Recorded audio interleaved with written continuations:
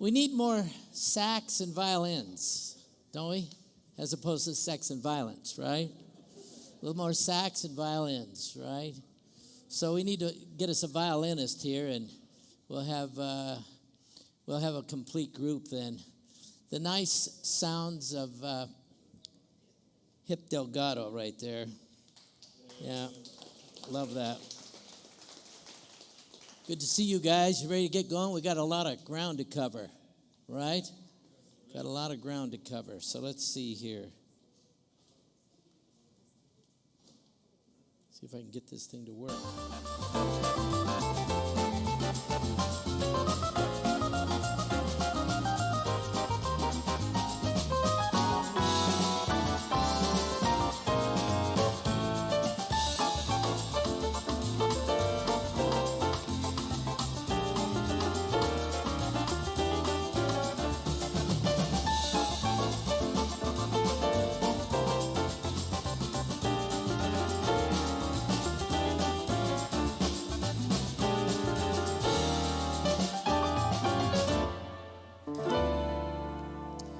It's that time, Tuesday Night Live. Glad you guys are here, and all of you who are streaming with us, we're glad to have you on board as well.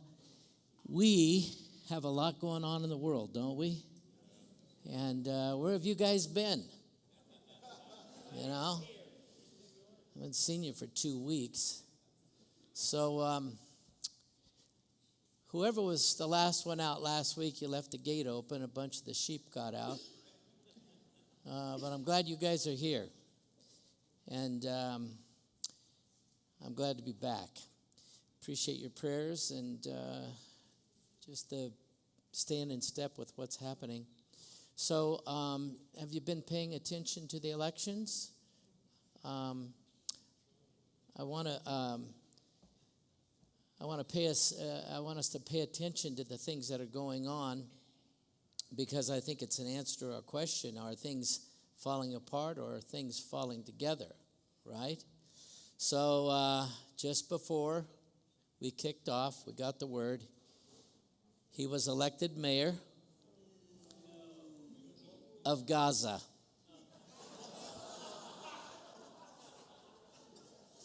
Isn't that great news? Huh? Is that great news or what? It's exactly where he needs to be. It's exactly where he needs to be. So anyway, had to have a little bit of fun picking on him, huh? Because I don't know that you'll be laughing too much down the road if he gets in. How about this one? It was cold in Poland. It was cold. And so I had my hoodie on, and the guy who was leading the tour had his hoodie on. And somebody took the picture, and they asked ChatGPT if they would put the two of us together. And the next thing you know, this is what they were showing me. So anyway, I'm telling you, even in Poland, I got hit up by so many people wanting my autograph. It was amazing, you know. So sometime if you want to have, invite me to lunch, buy me lunch, I'll show you my lightsaber, okay? But anyway, I got a kick out of this one. All right, you know, I went to Poland, and Poland was a beautiful place, absolutely gorgeous. It's if you've spent any time in Europe, and you haven't been to Poland, but you've spent time in Europe at so many of these beautiful plazas and the gorgeous buildings and the cafes and the coffee shops, and this is one of those that I think you would absolutely love. Warsaw was absolutely beautiful. Warsaw suffered greatly during World War II. And so I was standing here looking at this, and there's two of these. Look how big this is. Yeah, two of them. And these are the burial sites of all who died in the Warsaw Ghetto. And there are two massive grave sites. And did you see the movie The Pianist? It captures some of how there was 400,000 that they pushed into the ghetto. Think about this. As you stand there, they're telling you that, you may be living in a place that has 3 bedrooms, and so you can put maybe 2 or 3 people in that bedroom and 2 or 3 people in the other bedroom. And what you had entire families living in those bedrooms. And the ability to get to the bathroom and hope that there's no line, those days were gone. And these people were crammed and jammed into the Warsaw Ghetto, and there are 2 of these massive burial sites that are there. And if you didn't know what this was, you would just walk past it and think that's a big rock pile.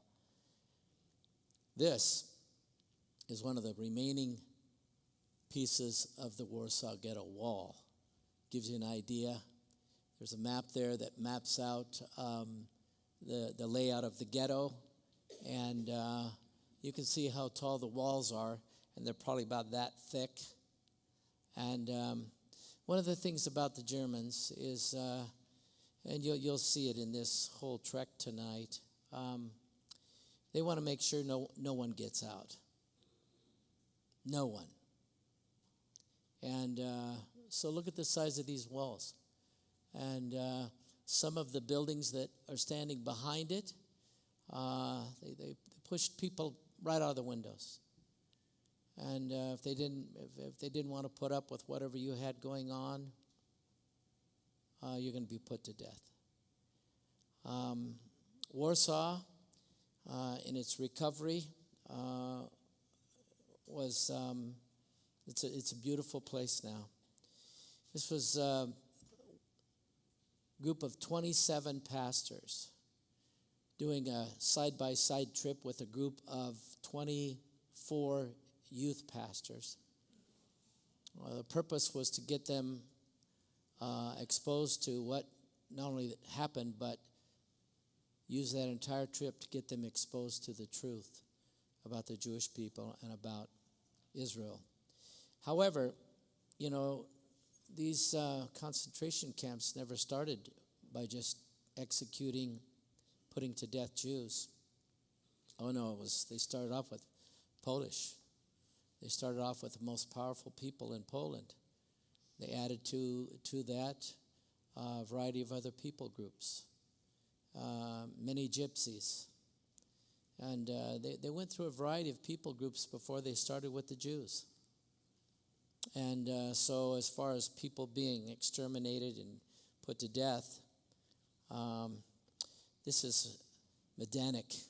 This is smaller.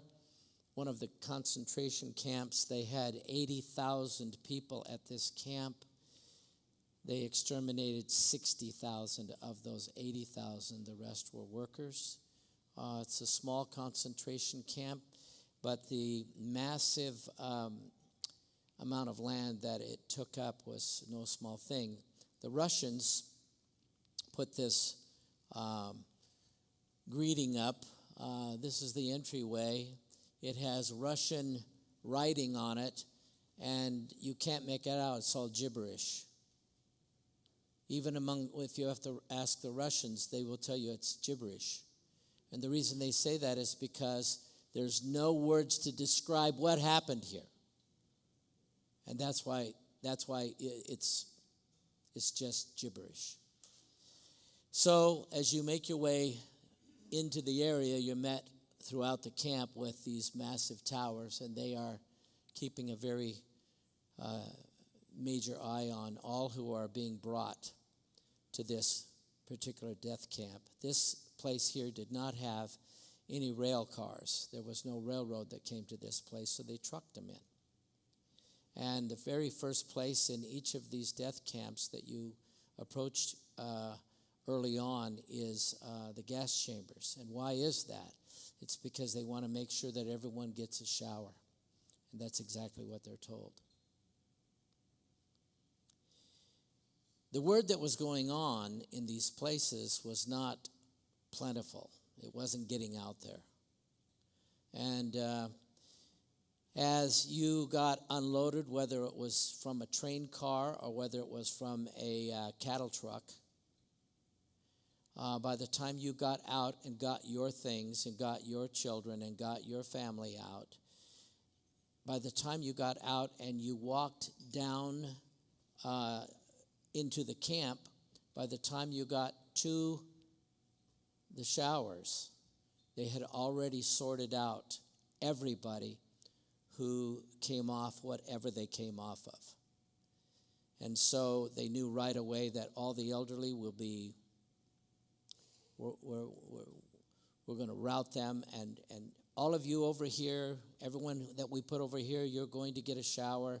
The rest of you that we put over here, we're going to deal with you once we're done with these people. And so how do you take people, have them go for maybe days and who knows how many miles? If any of you know where Thessaloniki is in Greece, it's in northern Greece over towards the Turkish border. They brought people from Thessaloniki to this camp. So however long you go, you're packed in there. There's no water. There's no sanitation. You're packed in there like cattle.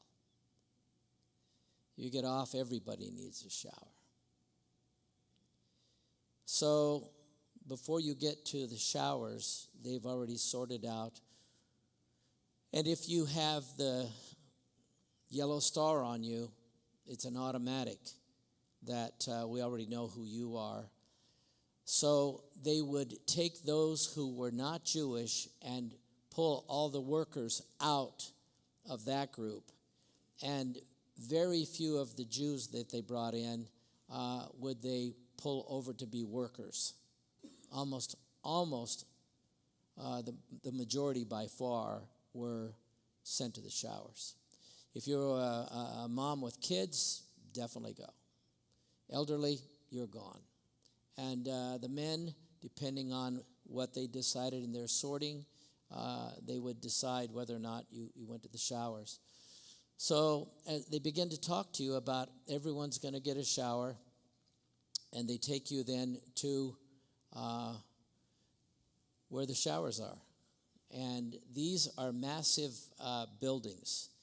And as you walk in, they're telling you that you need to all get stripped down, and you need to pay attention because you see the hooks on the wall and there's numbers there. So you hang your clothes there and fold what doesn't hang and put your shoes there and pay attention to the number so that when you come back, you'll find your number and your clothes. And this is when you instill hope in people, they keep moving along, even with false hope. Because this is, as you know, it's a total lie.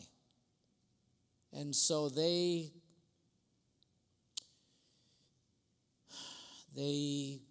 keep moving along.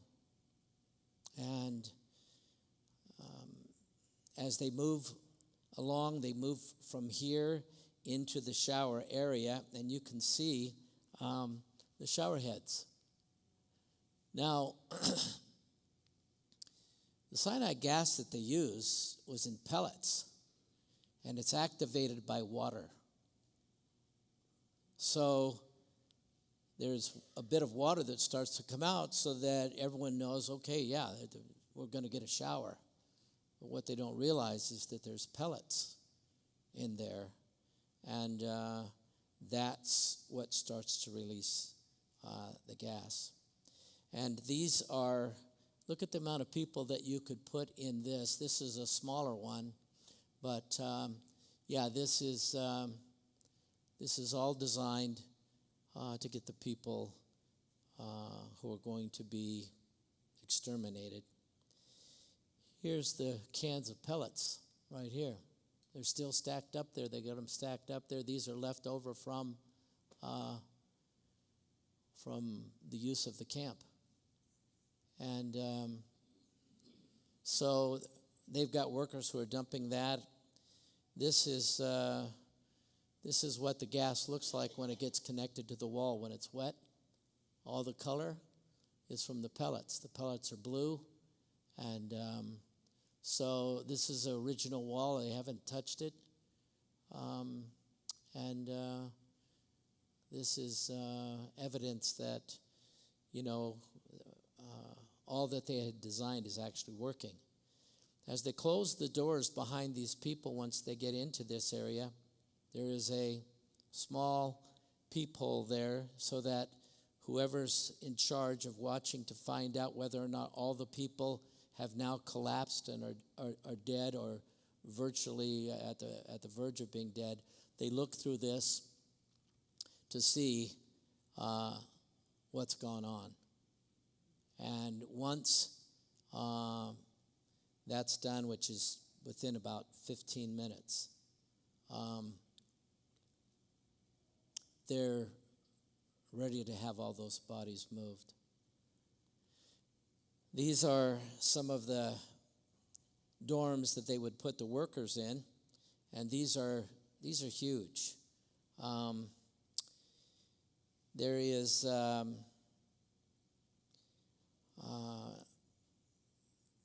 all of these are lined with bunk beds, and in some of these there is a heater. The problem with this is they give you such a small amount of coal, it doesn't heat much. So even though it's got a heater in it, it's chilly. And at this point, you have survived, and you're going to be living here, and the place is loaded with bunk beds.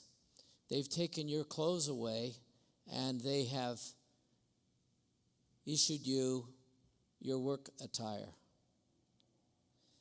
You have no change of clothes. You have no change of clothes. This is what they issue you, and you better hang on to it.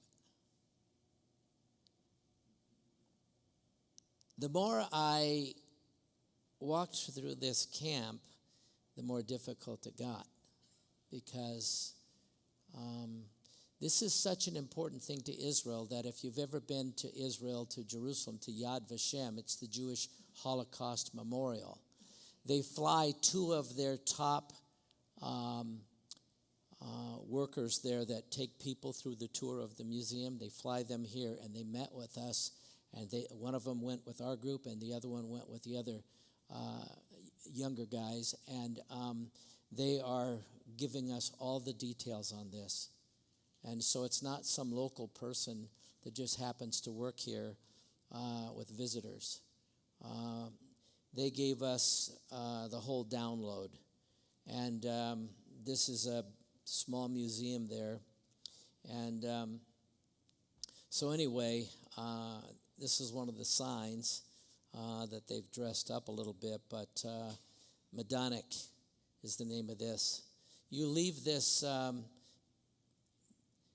shower area and you head down to see all of these dorms. You can see them as you walk down the road. Look how long that road is. They would take the bodies of those people, load them in wagons, and they would take them down the road. Everyone who was in the barracks could see, all of these people. And as you pass these barracks and you have a chance to walk in, you see shoes. And those shoes are thick. And this particular barracks where they had the shoes, it was loaded. So these are very tall, and this one that goes down is lower, but it goes the entire length. All of these go the entire length. And then, as I said before, with Warsaw Ghetto walls, look at the fencing that they have here. They want to make sure that no one is going to get out. You have to get through this first wall of fencing, and then you're in between in kind of the no man's land, and then you've got to get to the other fence if you're going to get out. All of this is electrified.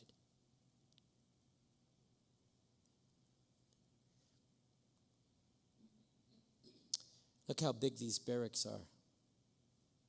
You get a pretty good chance to see. So the bunk beds are 3 high, and you can see the depth to which those go. They will put 600 to 800 people in this. 600 to 800 people. And where do you think the best place would be for you to sleep? What would be the place you would choose? If it's cold and you want to stay warm, where are you going to try to get? At the top? And where at? As much in the middle as you can, right, of the barracks, right? Stay away from the doors. The biggest reason to get on the top bunk was because of the issue of diarrhea.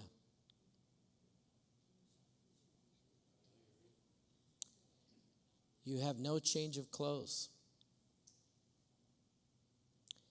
The people who were on the lower bunks were tortured in more than one way. There's a person, a Jewish person, who is in charge of each of these barracks. You're out at 4 a.m. and you're being counted. And you're back out that night and you're being counted. And that person who's in charge, if that count doesn't come out the same, probably will be exterminated. This person has to be mean. This person is Jewish, but they have to be mean. And there were people who were willing to do that.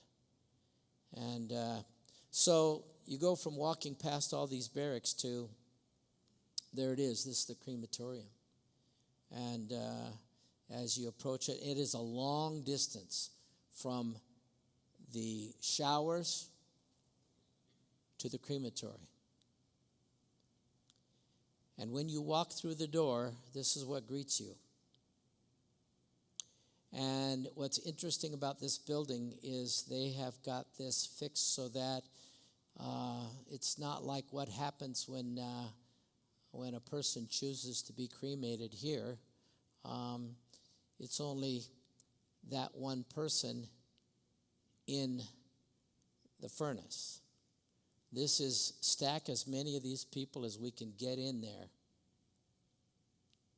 And as you walk through this place, you see here's a wagon that is rolled up there that can just dump, and you can see they can load it up from the other side so they can really get this loaded up. Here's a set of 2, one on top of the other, and as you walk down, you see this entire wall is loaded with furnaces, and so it is on the other side as well.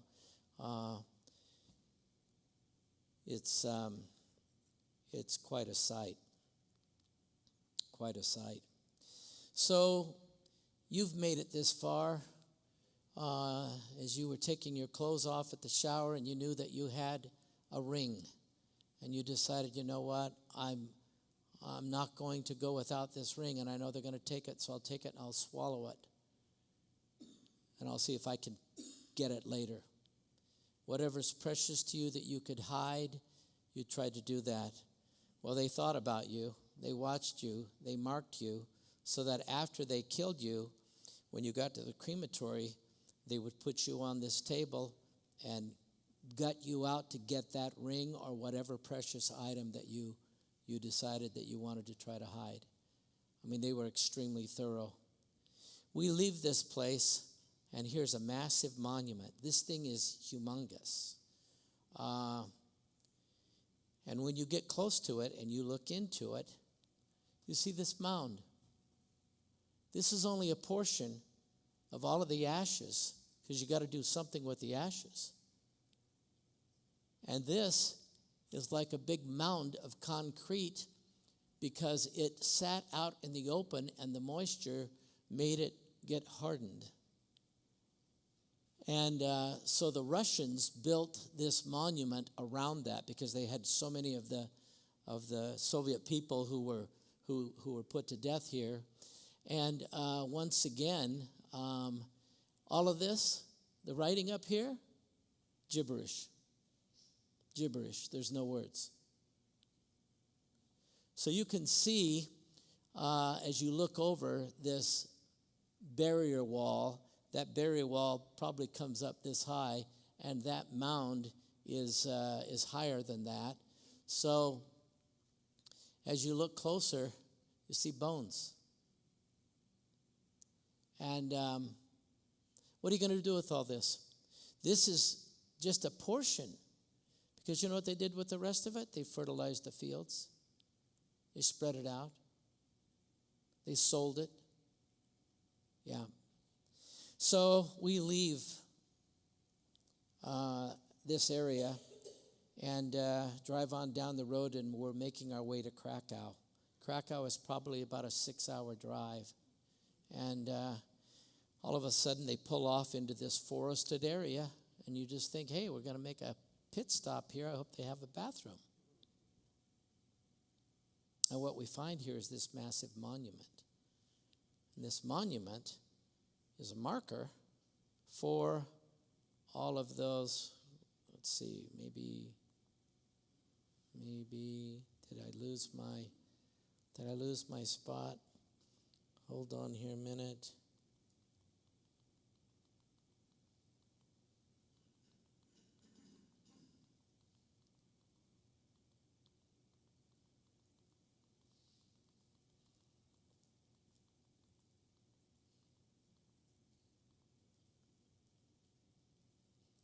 Well, it's time for us to break. All right, so here's the deal. I actually brought something to teach tonight, but I have 2 more things to share. One is Auschwitz, and the other is Birkenauer. And I think it's probably worthy of our time tonight to go ahead and go through those. And we can do the teaching next week. But I would just say that we've got a few announcements just to try to get out. We still have a couple of seats left that we'd really like to get filled for our January trip to Israel. And so if you would like to go, make sure to check with Jerry or I. We want to get you signed up. We're not going to have those seats available much longer, but we have 2 seats, and we would really like to get those filled. And that's going to happen January 15 to 25, okay? But we'd love to have you. We're going to walk in the footsteps of Abraham. Secondly, a week from tonight, we won't be meeting here. We're going to be at the church because it's our annual dinner and auction. It's the one time a year that we do as the major fundraiser for Masterminded. And right now we have 170 people that have bought tickets. It's going to be a great group. There's some fantastic things that have been donated. It's going to be a fun night. It's going to be a great night. And so anyway, I think there's a few seats left on that. So if you want to grab a ticket and be a part of that, please feel welcome to do that. Just give Jesse a call at the church tomorrow, okay? But that's going to be a week from tonight. So we're going to do the setup on Monday. Any of you who could help us with setup on Monday? We don't have to set up tables or chairs. We just have to get the tables all taken care of with tablecloths and everything set up. We have a store that we have, so we could use some help there. And I think that's going to be at 8:30 or 9 o'clock on Monday. So if you could help us out, make a note of that, try to remember that, that would be absolutely fantastic. And Then next Sunday evening, we have the two hostages that are going to be sharing at the Egyptian Theater. And that starts at 5 o'clock. And do you know where the Egyptian Theater is? It's in Boise. It's a very nice place. It's very conducive for what we're going to do. You need a ticket to get in there. Okay, you need a ticket. So I think that was in the email. John, was that in the email we sent out? So if you don't get the emails, just hit the table tonight. John will get your email address, send that to you. Just click on it. You can get a ticket that way. Okay? But this pair that's going to be with us are going to be really talking about finding faith in the Gaza tunnels. And you'll hear a very compelling story. But we really want to have the best turnout we possibly can. So take a look at your calendar and do everything you can to try to be there. 5 o'clock on Sunday.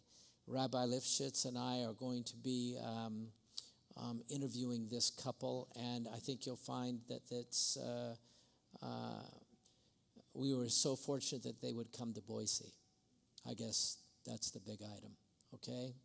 I think that's most of the announcements I needed to get out, okay? So not here next Tuesday night, but there, okay?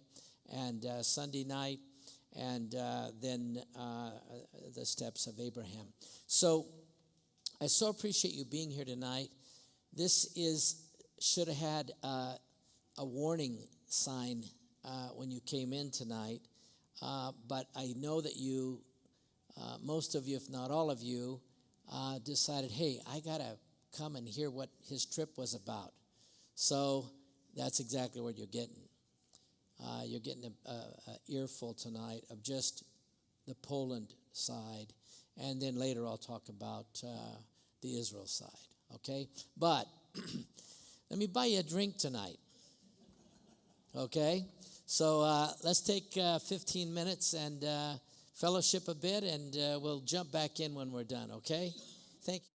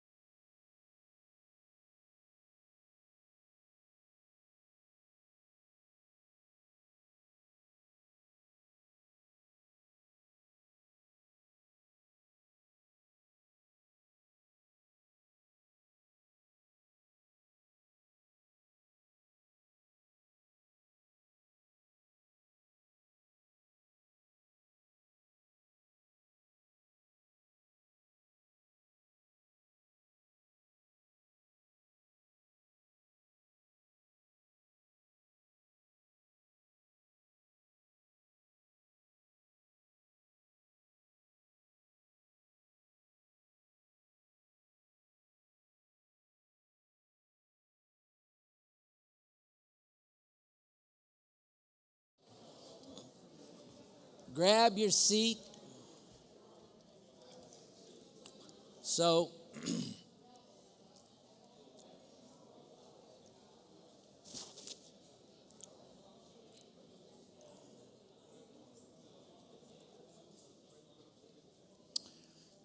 so we got a little bit of a correction on time, okay?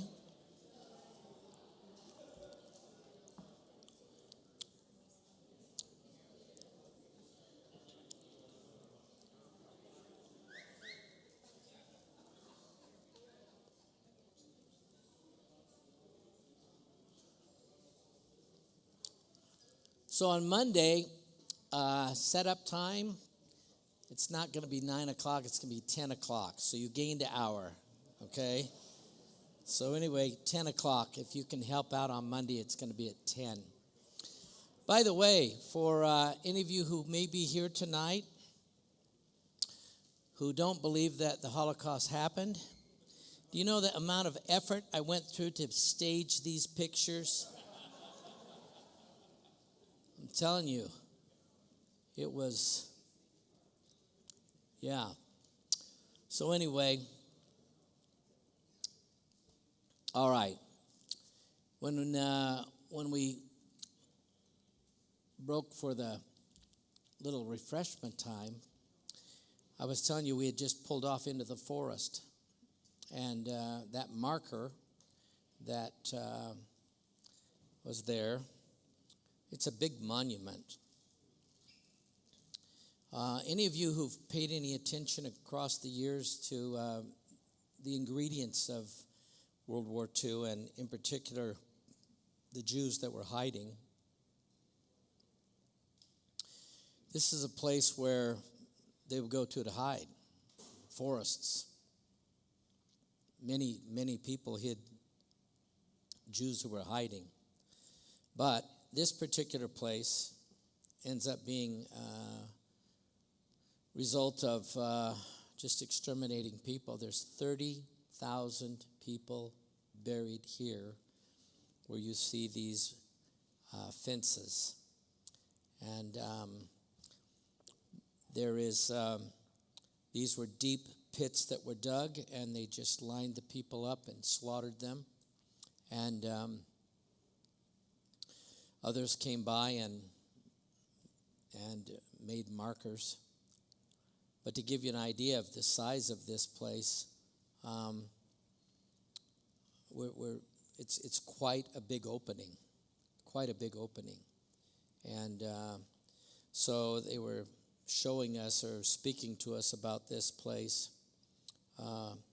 before we actually got to walk down through it. But it was massive.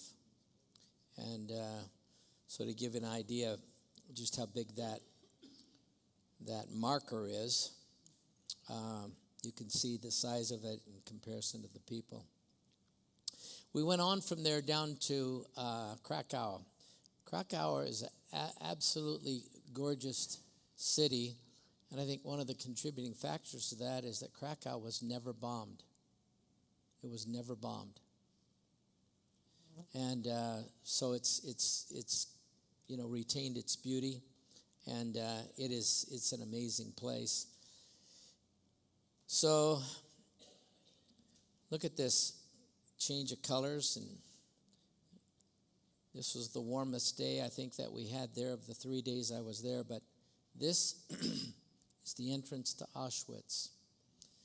What you would consider was a beautiful park. I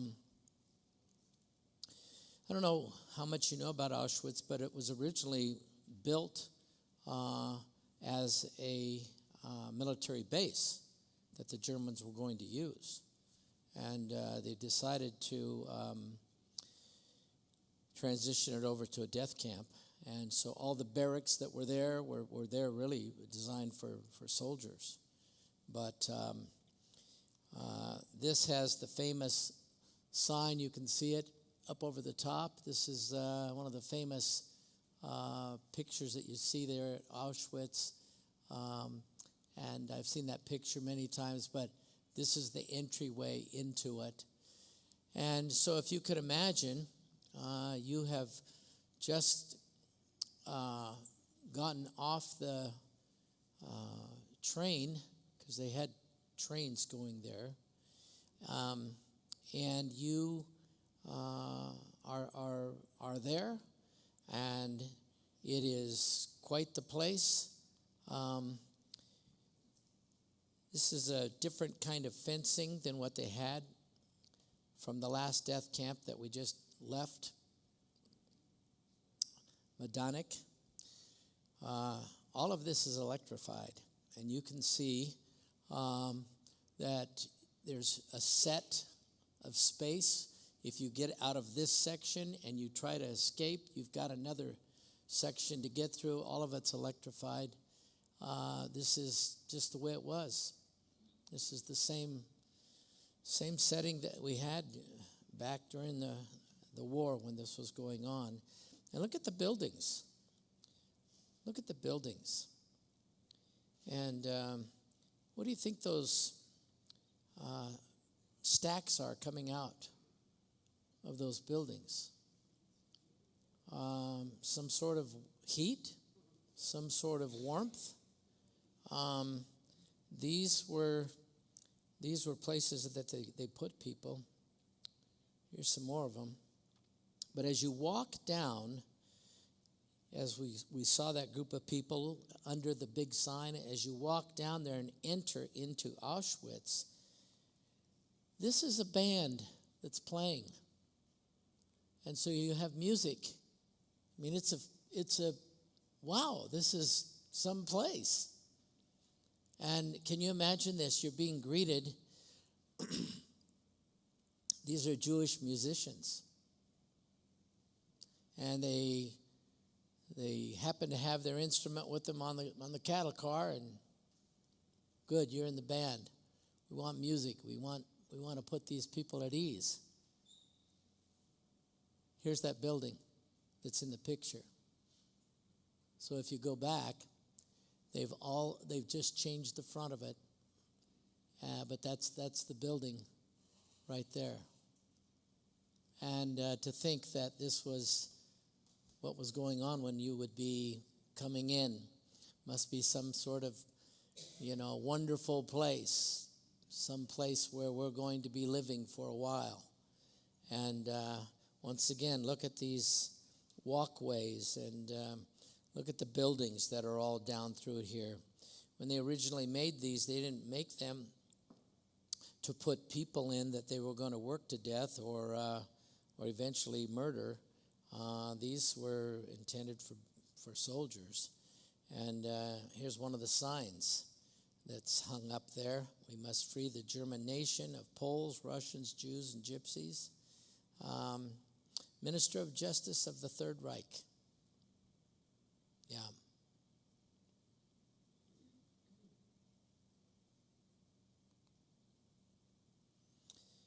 Here's some pictures of people who just arrived there, and they don't know where they're going. They're being routed.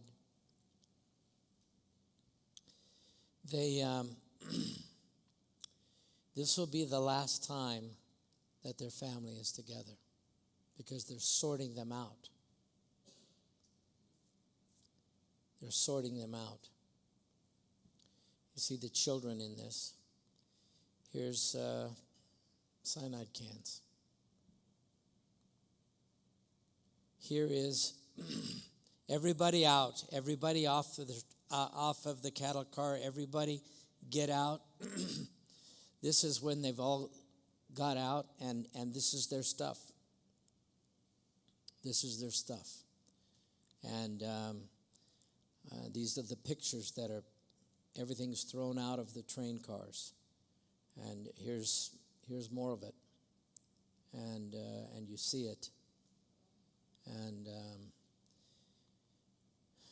here is all kinds of things that they've brought with them. You'll see mass piles of glasses, toothbrushes, combs, brushes, shoes, suitcases. And they specifically had their information on their suitcase so that they expected they would get it returned to them. As you walk through these barracks, you see the pictures of the people. They're all in the same uniform. All of them have their head shaved. When you arrived there, you lost your clothes. You had all of your hair shaved. 6.6 tons of hair. Think about this. How much does your hair weigh? 6.6 tons. And they took us and showed us the massive bags. They were like some of these bags here. They were like that, loaded with hair. And they would sell that. And they would use it to make filler for blankets, pillows, all different kinds of things. Somebody's alarm's going off. Someone's trying to break into your watch. Anyway, you see piles of this stuff. And you see everybody's treated the same. And you can see these pictures line the hallways of these long dorms. And you see them going down. You see both sides. And it has their name. It has their arrival date. And then their death date. Yeah. And you walk down through there. And right now they've got it fixed where it's very touristy. But here's some of the bathrooms that were in that building. Here's the sinks. These were the sinks. And there's no soap. There's no towels. There's no toilet tissue. You have one set of clothes. You think about the environment and then the crowded conditions of everyone living on top of each other. This is where they took them right outside. These are the barracks. You see them. This was an execution courtyard. So they had enough of you, haul you out there, and they would haul people out to make sure that they watched. This is going to happen to you if you keep, messing up. And so this place became very much a wasteland for those who were intended probably to be used for laborers, but they didn't make it that far. So here's some of the pictures. And it was no small amount. Now, the Germans were very good at keeping very meticulous details. Names, who these people were, where they were from. This is tall and hangs, and this is like a book. So it's not just a piece of paper, it's the papers like a book. Are you with me? Okay, so this is books, and they're huge. And to give you an idea, here they are hanging. You can see it looks like a book. The book of names. Look at this, and this is the names. Look how many names on that size of paper. Look how detailed this is. So when you go back and we walked into this room, all you see is this, and you don't know what it is until they start taking you and they start thumbing through these pages, and you see this thing absolutely loaded with small print. And you look at the volumes of paper that are there.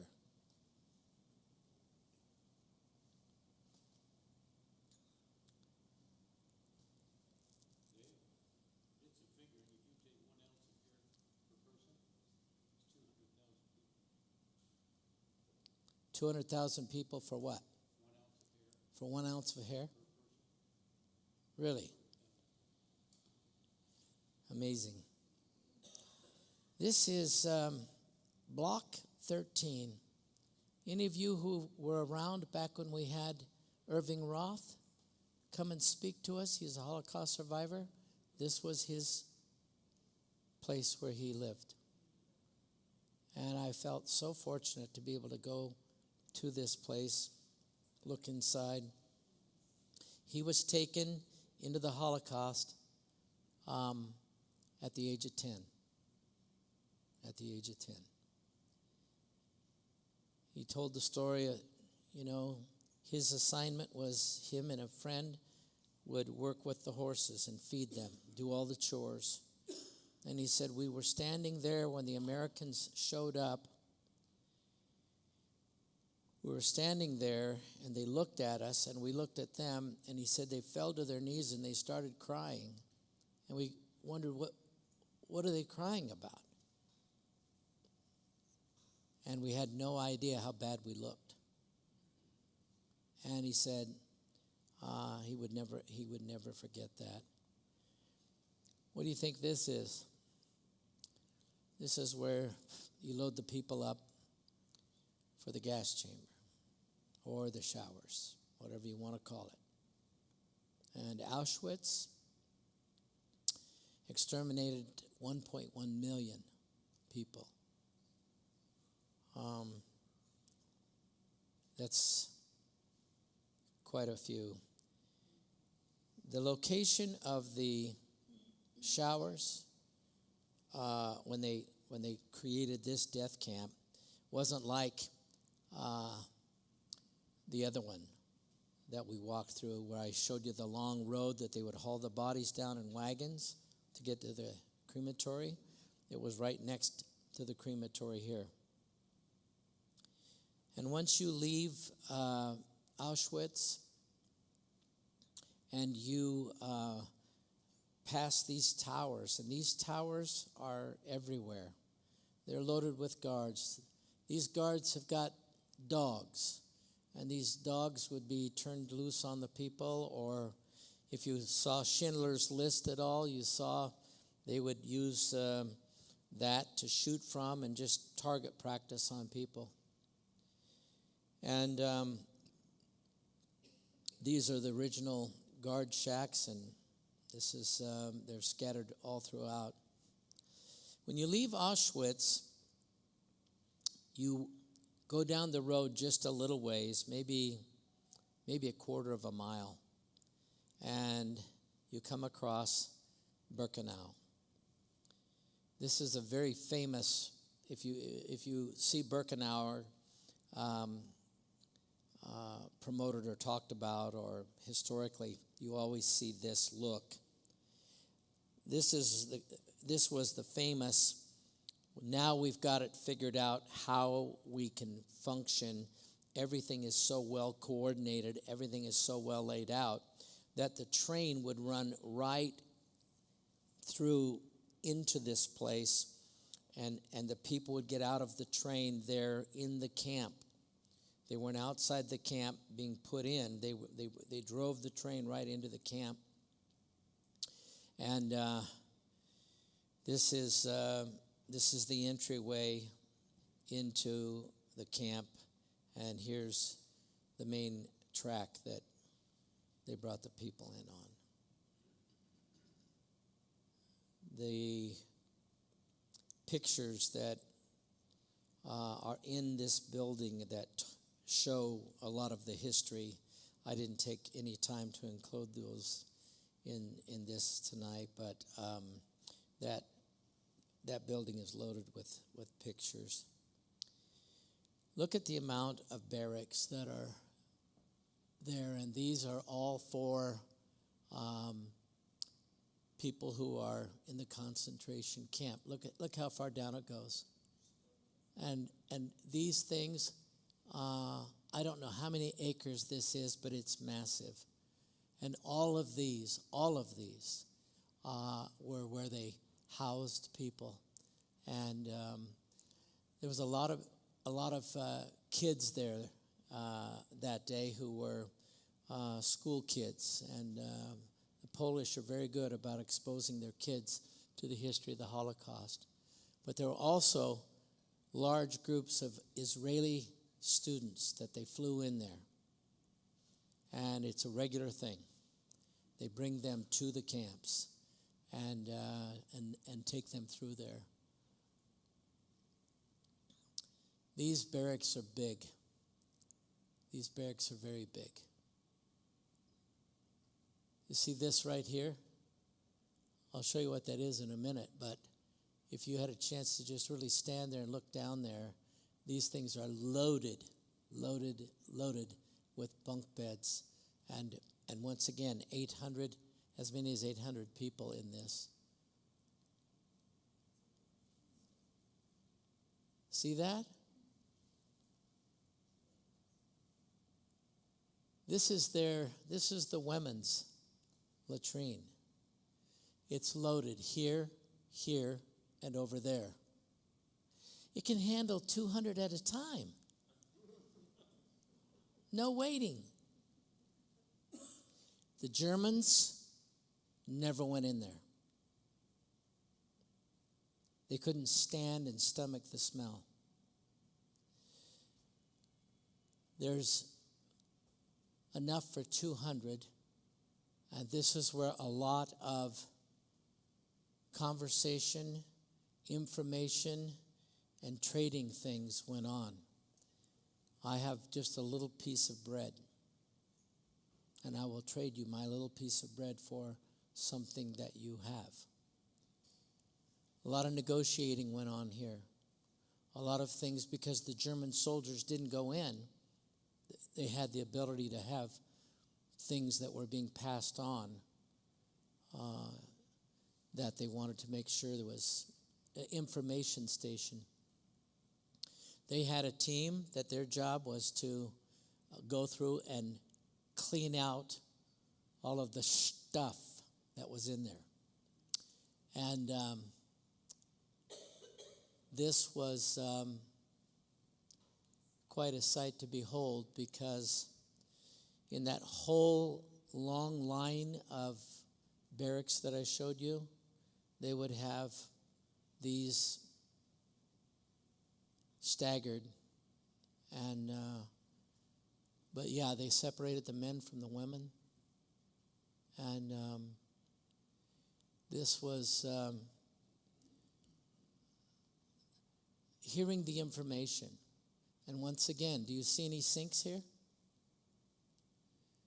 There was no sinks, no soap, no tissue. And no change of clothes. You stop to think about how sobering this really is. These were people who, were reduced down to less than animals. And on the list that the Germans published of people groups, the bottom one was the blacks. And why were they on the bottom and not as low as the Jews? It's because the Jews weren't even on the list. They never even made the list of humans. Totally left off the list. They were non-human. And this is one of the amazing things that they underscore on, look at the treatment. So here you've got this. You've got as many as 11 people in this one right here. And they sleep this way. It's not, feet and head. These are big, and they hold up to 11 people. So you'd have, 33 people in this? Think about that. I'll bet nobody was kept up all night from having someone snore next to him. Think about this. You've got everybody crammed in there, and on the women's side,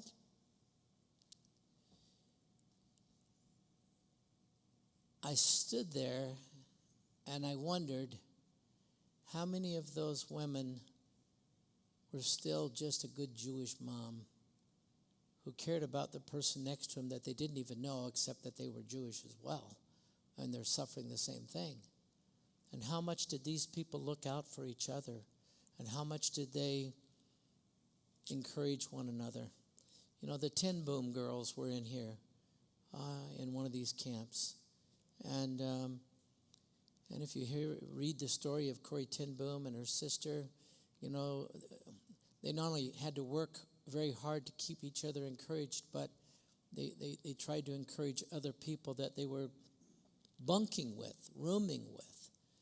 And, you know, you've got people here who are sick and on the verge of dying, and someone with compassion is doing everything they can to give them their food. They got such horrendous small amounts. I think they got 185 calories a day, something like that. It was atrocious. And once again, you know, you don't have a warm jacket. You don't have, they said there was a blanket for every 5 people. 1 blanket per 5 people.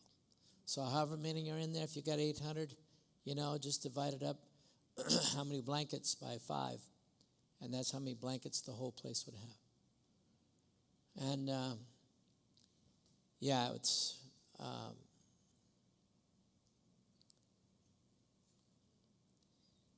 So there's the track, and the train car comes in. And this train car is absolutely packed. In these cattle cars, there was no room to do anything except stand. Stand. And one of the stories that they held a picture out of, this woman had a girl, and she was probably 8 years old. She was asleep standing up, and the only thing that kept her from falling over was the crowded conditions. And these people who are arriving, who have some idea of what they've heard is going on at these places. A mother gets out with 2 of her kids. She has a daughter and a son. The son is 13. She shoves him over to the men's side. Now think about this, because they've been taken. They don't know anybody. They're all in the same boat. She has her kids. They need their mom. When she could figure out what's happening, she shoved him over there. And she kept the girl. And her and her daughter were taken to the showers. And her son, who's 13, is yelling at his mother, "I hate you. I hate you. I hate you. Why would you leave me here? I hate you." And it was years later that he came back and stood at this place. I stood at this train car and listened to the stories of these people who came off of here. And that man stood there and wept, not realizing what his mom was doing. And you hear these stories and you think about this train car. Most of these train cars averaged at least 3 days that you were on it. And once again, if it stops, it's not stopping for you. It's stopping to get fuel and go on. Nothing to eat, nothing to drink, nothing. So this is the last place your family would be together. If you were together, this is the last place you'd be together. And we walked down this walkway to a set of barracks that were on the other side. And as we walked in, we figured out who lived there. and it was the children. Not children with moms, not children with dads, it was children. And on the walls are these drawings. But these kids were just like the others. They piled in here to sleep. And these kids had bathrooms that had, they were no different than the other bathrooms. They had sinks that were like troughs. We leave that children's area, and here is one of the crematories. When the Germans knew that the armies were closing in on them, they did everything they could to destroy any evidence that they could. And so these aren't here because they were bombed out. They started lighting them on fire. They had bodies stacked up and backed up, and they lit the piles on fire to destroy any evidence that they could possibly destroy. And these crematories were destroyed not because they got bombed, but because they themselves knew, hey, we got to destroy this evidence. So you walk through these, and they had 5. These are huge. These are just huge. And I'll show you how huge they are. This is a channel. And you would start over here at the stairs, and you would go down, and you would walk down here, and this would take you into the showers. So the train comes up and stops here. The end of the tracks is here. And as you unload, they already are sorting you out, and you guys go hit the showers, and we'll see you on the other side. And they would start down here. And these tunnels are huge.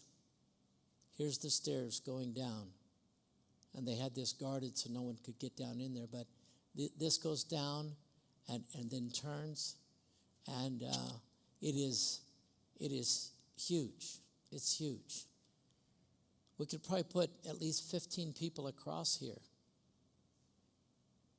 And,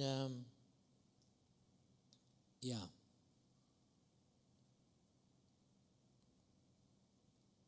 And the tracks, as I stood here, right here are those brick channels through which they would route the people. And as I stood here at the train, I could see all straight down to that entrance building that I showed you that you had to come through. And the train came through that and came all the way down here. And right there are the gas chambers, and right next to it then is the furnaces. And yeah, I would love to go back to Poland, but no interest in going back to this place. Auschwitz and Birkenau are some of the most famous. Dachau in Germany is one of the most famous, but I don't know off the top of my head how many concentration camps they had, but it was sobering, it was troubling, and what came closest to it is when we got into Israel and they took us down into the Gaza envelope where these kibbutz that had been attacked, 22 of them. I was there in February of 24, so the war happened October of 23, November, December, January, February. I walked through 4 of those camps, those kibbutz. Those were beautiful, beautiful neighborhoods. They had a lot of farming, a lot of agriculture. The majority of those kibbutz were all agriculture. The people who lived there, anywhere from 300 to 900. When I walked through there on early February of 24, you could see the decimated area. The only thing that was changed from October 7th was they had cleaned up the blood. They hadn't touched anything else. All the debris is there. And one of the things they showed us is that they showed us a map of their kibbutz that had been mapped out by the innocent Palestinian people that they brought in from Gaza to work in their community. These are people who every week for 15 years would drive to the gates of Gaza, pick up the families and children and take them into Israel to whatever health care they needed, whatever hospital, whatever place they needed to go. They did that consistently every week, 15 years. These people were hosted in the homes of these Israelis. They were fed. They were treated graciously and kindly. And what they showed is that over the time, on this particular block, this house here has dogs. And these are mean dogs. This house here, they have guns. And they had every house identified, who lived there, what they had. And then you stood there and looked at all of the decimation that is in front of you. And that's the closest thing that I could see when I stood here. And when I got back to this, on this last trip, a week ago today, I was back to visit 3 of those communities, and I was back to see the Nova Festival, where all that horrendous murder happened there. And it was, once again, walking down memory lane, I visited one of those kibbutz where the gentleman that spoke to us, I remember this, I didn't get to that particular kibbutz, but it's called Berim. This man that spoke to us was like Rambo. He, on that morning, gathered 7 other men and told them, you two cover this area, you two cover that area, you two cover that area. They held off over 100 terrorists until the IDF could show up.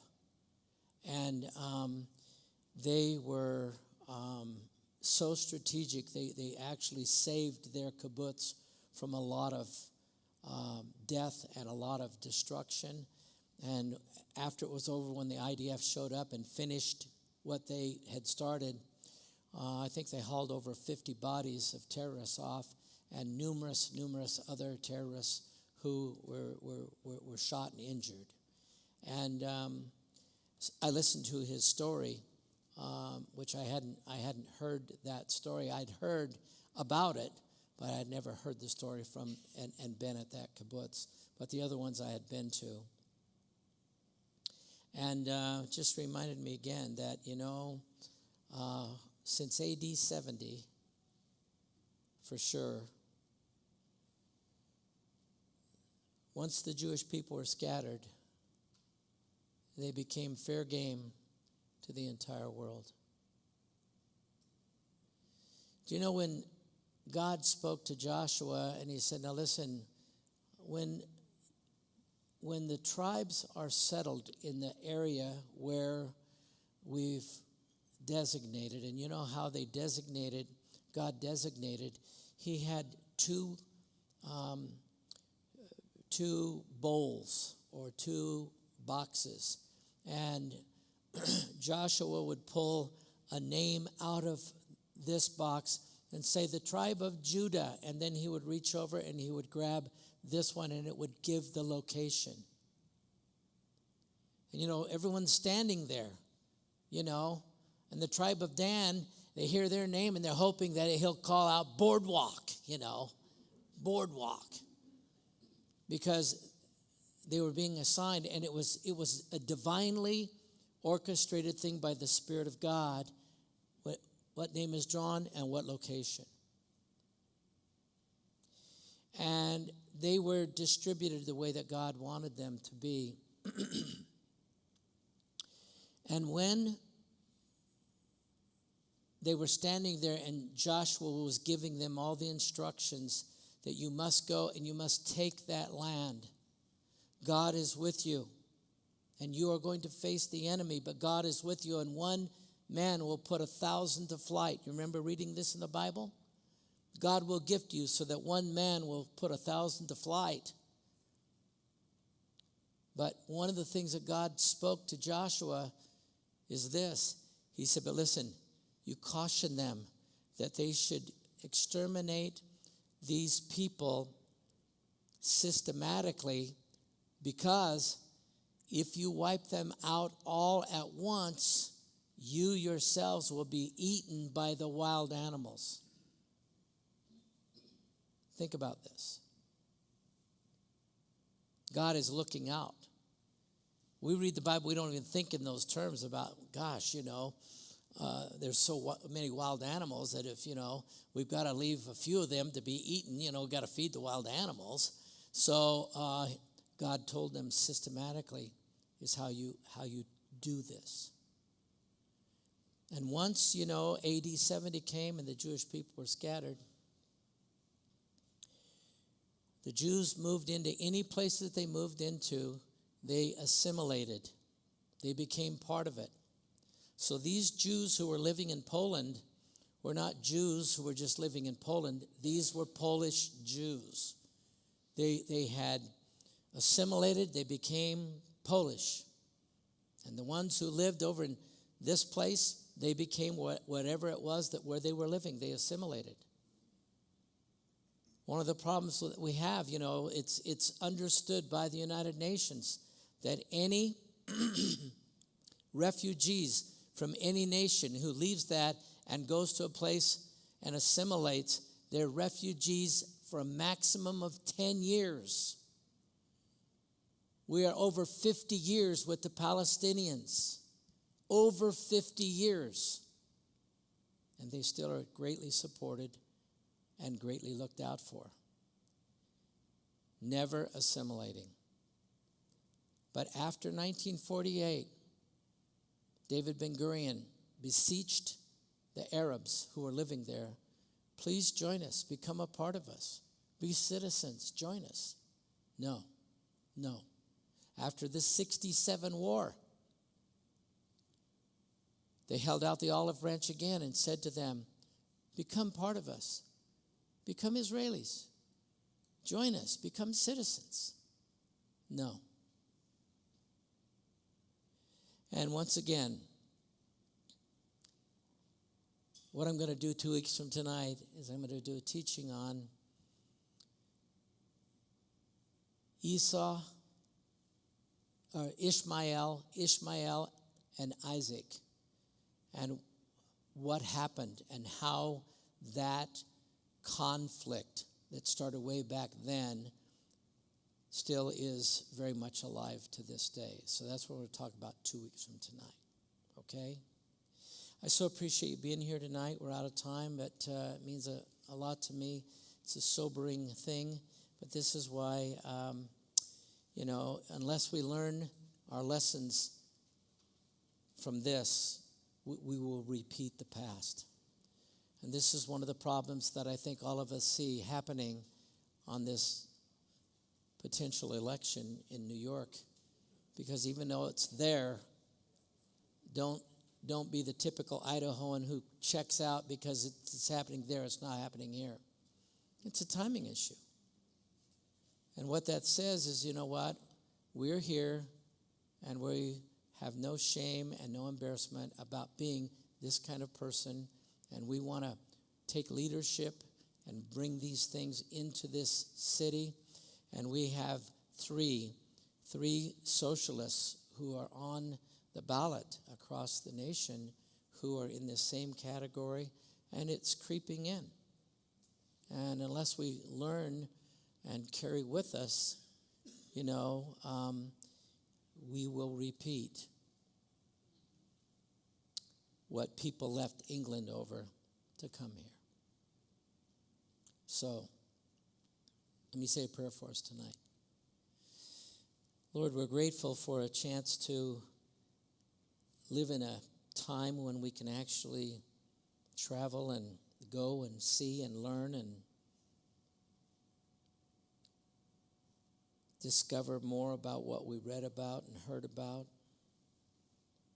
But it breaks our heart to see the depth and the breadth of the loss of life that has happened in our world, because we know your heart is great, that you're not willing any should perish.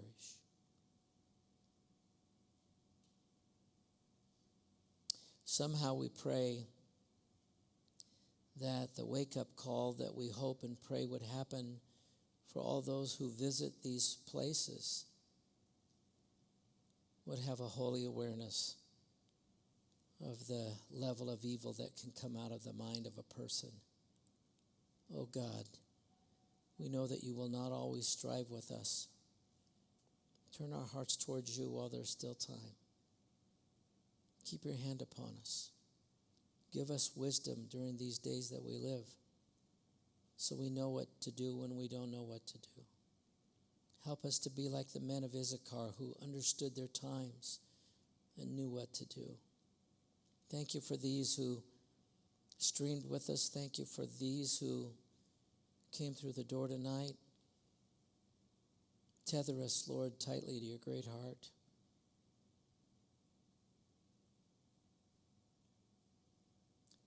And come quickly, Jesus. In your name we pray. Amen. God bless you. Have a good rest of the night.